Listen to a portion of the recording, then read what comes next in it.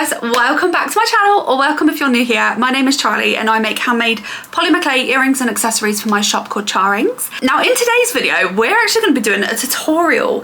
I want to get into some more tutorials in the new year, so I thought what better time to start than Christmas. Since I've had my business, I've been making candy cane earrings, and look, they were questionable at the beginning. 5 years ago now, I first started doing them, and I've actually got one right here. Here is my first candy cane. It's not too bad for a complete beginner. I used to just think you put red clay, white clay together, twist it and make a candy cane shape, which is doable. It does make a candy cane, but last year I really wanted to elevate it to another level. I wanted it to look like a real peppermint swirl candy cane. So I did a lot of research, trial and error into making the perfect candy cane, and I feel like I actually really nailed it last year and I was really happy with them. Today is the day I'm making some more, and I thought I would do a tutorial and teach you how to do it in case you've been wondering how to do it yourself. Of course, we're using Fimo clay. Today's video is sponsored by Fimo, so thank you very much again for working with me. I really appreciate it.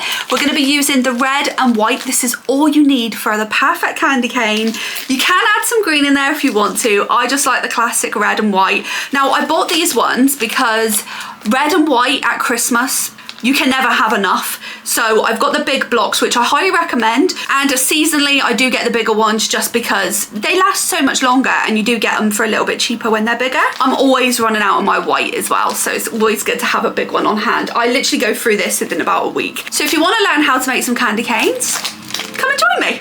First, we're going to get started with the polymer clay. I'm cutting it up with a blade, and I did 3 loads of the white and 2 loads of the red. I don't measure this out, you can see how much I've done, and this does around 20 pairs of candy canes, so 40 candy canes in total if you do the same size and shape as me. The first thing you want to do is condition your clay. Usually I would do this in a pasta machine, but as we're going for a different technique, this is a cane technique, so we're going to first roll up the white clay and warm it up. We want to get it into a round shape with flat sides. Make sure you wash your hands before working with the white clay, because white polymer clay in general just picks up so much dust and dirt and anything at all that's lying around, so make sure you wash your hands first.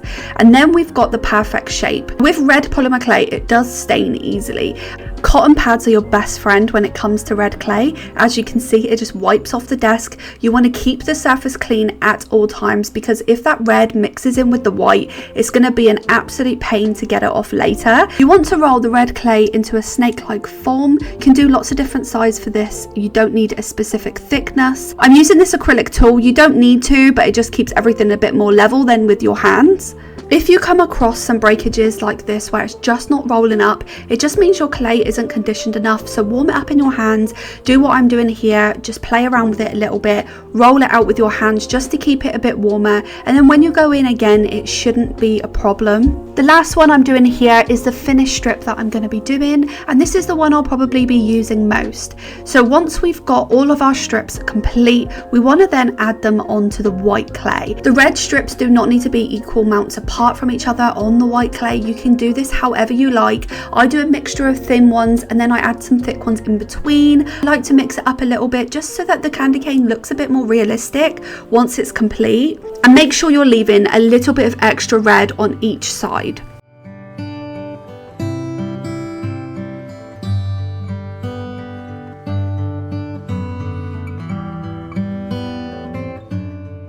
And here I am just adding the thicker red clay before we start rolling it out. This is what your cane should look like, and then we want to get an acrylic roller.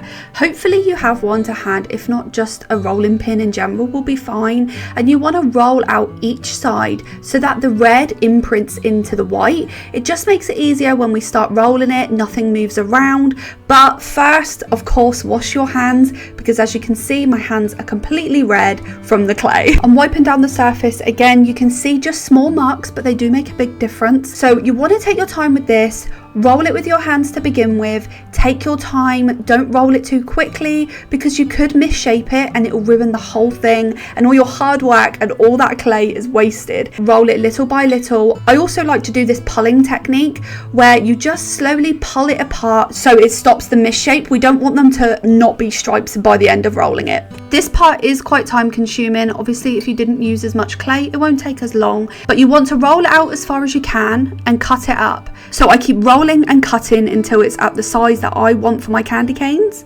Just use my tutorial as a guideline. You don't need to do the exact thickness as mine. You could do all equal stripes if you wanted to. It is entirely up to you. That is the joy of polymer clay, that you have the freedom to create whatever you want. Just use this as a guideline, but if it's your first time and you find it easier to follow a tutorial step by step, then just do as I'm doing and see how you get on. Now we're getting to the twisting part where it really does become a candy cane.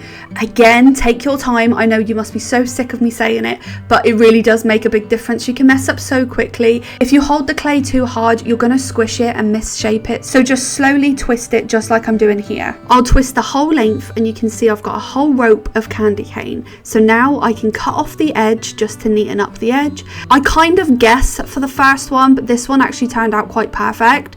So I just cut a little strip off, and then you want to just test it as a candy cane and just see how it goes. Your first cut might have been way too short, way too long. I didn't know how this was going to go either, but it ended up being quite a good size for exactly what I was wanting. Don't be afraid to keep cutting the edges off, because you do want a nice flat end on both ends of the candy cane. Curl the top of the candy cane, and that is it. That's a whole candy cane done. You've done it.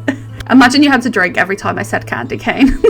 So now we've done one, it's time to do 100 more. I straightened that one back out because that size was perfect for me. Then you can just put that one as a guide size next to the rest, and you can just start cutting them up into the sizes. As you can see, you don't need many tools to create these as well, which is great. I'm using my blade again, the same thing I've been using throughout the whole process, and I just keep cutting them down. These may not be perfect, but it's okay. We can still trim them down later. But for now, you just want to cut it up as equal as you can.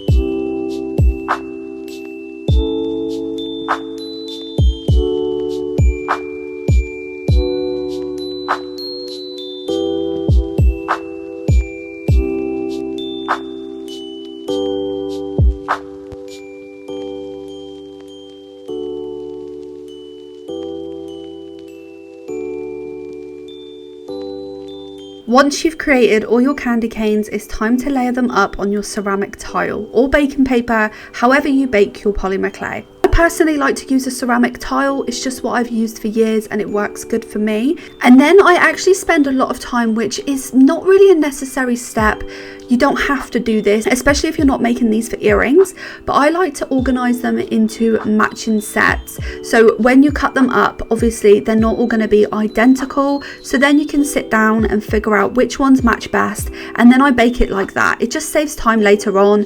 Make sure you're not throwing away the leftover clay either. You can definitely use this for another future project. If you're making the candy canes for earrings or jewelry, now is the time you want to add in your eye pins before popping them into the oven. And here are all my candy canes with the eye pins in. You can see a few haven't got them in.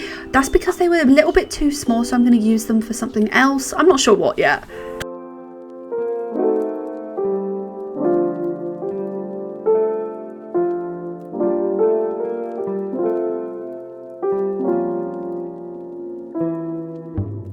I baked these in the oven at 110 for around 45 minutes, and as they were still hot on the tray, I did take them off. Be careful if you want to do this because they are hot, but I wanted to cut them while they were still warm because it makes it much easier and less likely to break. You can carry on using the blade if that's all you have, but I've got my X-Acto knife, which just makes it a little bit easier. So I'm just cutting the edges of every single pair just to neaten them up a little bit, but also to level them out. So if you notice that some of the pairs are not matching properly, this is the time to basically make them match.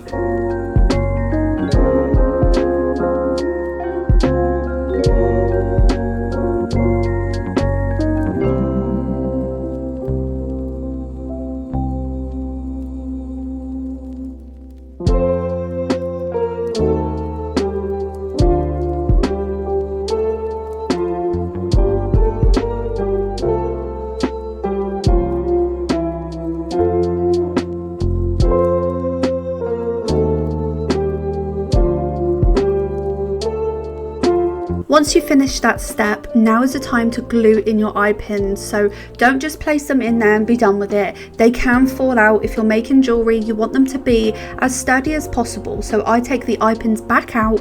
I use some Gorilla Glue to seal them back in. It does take a little bit of extra time, but it just makes sure that none of the earrings ever come apart or break or cause any problems.